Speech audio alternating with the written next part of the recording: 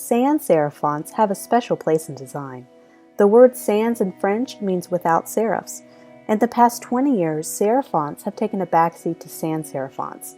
Sans serif fonts tend to have a more modern, clean, and sleek appearance, but they can sometimes lack the subtle elegance or charm needed in a particular situation.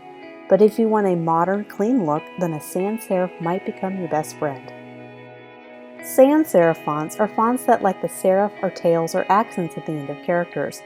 Clean and simple, these can have some benefits over serif fonts in many situations. They can convey a sense of modernism and minimalism. Sans serif fonts originated at a much later date than its serif predecessor.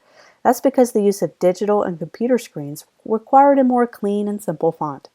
Back when computers had a low-resolution display, the small details in serif fonts were lost, and thus the need for a more simple sans serif font. Sans serif fonts are fantastic for big, bold headlines.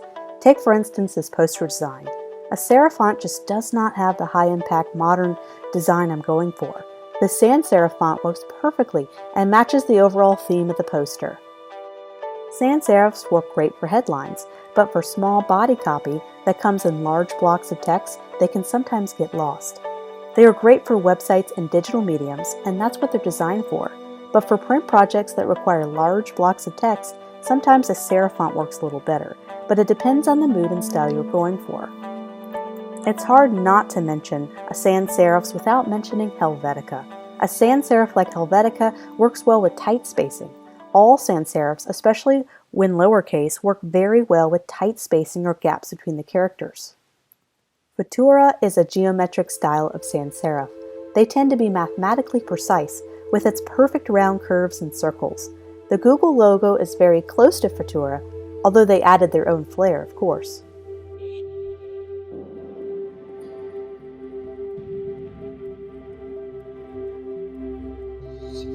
Dolce & Gabbana use Futura Demi Bold as their typeface of choice.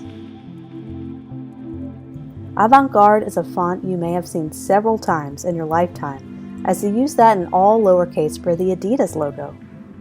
Also notice that it's all lowercase and they're using tight spacing, and this looks nice and works really well.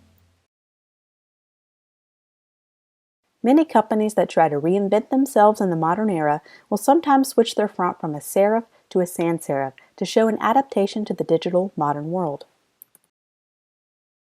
Google is a great example of this in action. I remember seeing the old Google font in the early days of the internet with its old style serif font. Of course, after a recent rebrand, they switched to a sans serif font, and it really helps to make the logo feel more sleek, fresh, and revitalized.